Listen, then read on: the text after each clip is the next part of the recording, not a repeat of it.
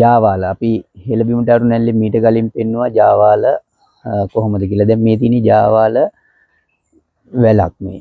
තාම අමුයි. දැන් අවුරුද්දක් මාස 9කුත් ඉක්ම වෙලා දැන් තාම අමුයින් තියෙනවා. මේ ජාවාල වල අපි කියවනේ අඳුරා ගන්න පහසු ක්‍රමේ තියුණු කටු තියෙනවා කියලා මේ වැලේ. බලන්න තියුණු කටු තියෙනවා. ඒකට අඳුරා ගන්න ලේසි. තාම කොළ පාටට තියෙනවා. අද අපි පෙන්වන්නේ කලින් පෙන්නපු වීඩියෝ එකට වඩා වෙනස් එකක්. දැන් මේ ජාවාල වල විශේෂත්වය තමයි මේ ජාවා අලේ හැදෙන්නේ මෙන්න මෙහෙම කටු දැලක් ඇතුලේ. මේ තියෙන්නේ කටු.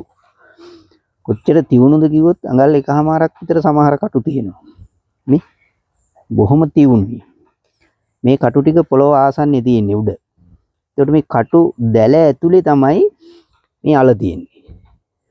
මේ ජාවා අල. මේක බොහොම සියුම්ව හරලා ගන්න ඕනේ. අලේ ගන්න කලින් ඉස්සලා කරන්න ඕනේ මේ කටු ටික කපලා අයින් කරලා වට පාදා ගන්න ඕනේ. ඊට පස්සේ තමයි මේ අලේ හාර ගන්න ඕනේ. මේ කටු net එකක් තියෙන්නේ මේ අලේ ආරක්ෂාවට. දැන් මේ සතෙකුට මේක කන්න බෑ. මේක බිදගෙන යන්න බෑ. මේ කටු ඇනෙනවා. බොහොම තියුණු කටු. හරියට අර කටු ඩොවි ගහේ කටු වගේමයි මේ. ඇනුනම බොහොම මේ ඇදුන් දෙන වේදනාවක් තියෙනවා.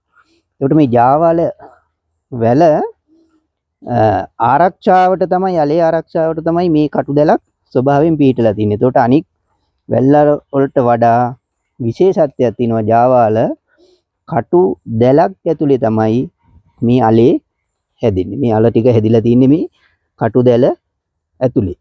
ඒකට මේක ඌරට ඉත්තෑවට කන්න බෑ. ඌරුමියෙකුට පොළොව යටින් එන්න පුළුවන්. උඩින් කාටවත් මේක හාරගන්න එහෙම ලේසියෙන් බෑ.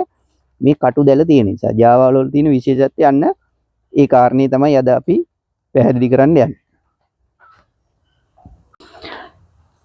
දැන් අපි මේ අලේ අතපය හානි කරගන්න නැතුව මේ කටු නෙට්ටේ ඇනින්න නැතුව උඩට ගන්නේ කොහොමද කියලා බලන්න යන්නේ. දැන් මේ කටු ටික අපි හිමින් සීරුවේ මේක හැබැයි ආරක්ෂා සහිතව කරගන්නවා නම් හොඳයි. වඩාත්ම මේ ග්ලව්ස් එකක් වගේ එකක් පාවිච්චි කරලා කටු ටික අයින් කරගෙන එහා මෙහා කරලා පිහියකින් මේ මුල කපනවා මෙහෙම. කපලා ඔන්න ජාවාලේ උඩට ගත්තා. තවත් අලයක් තියෙනවා.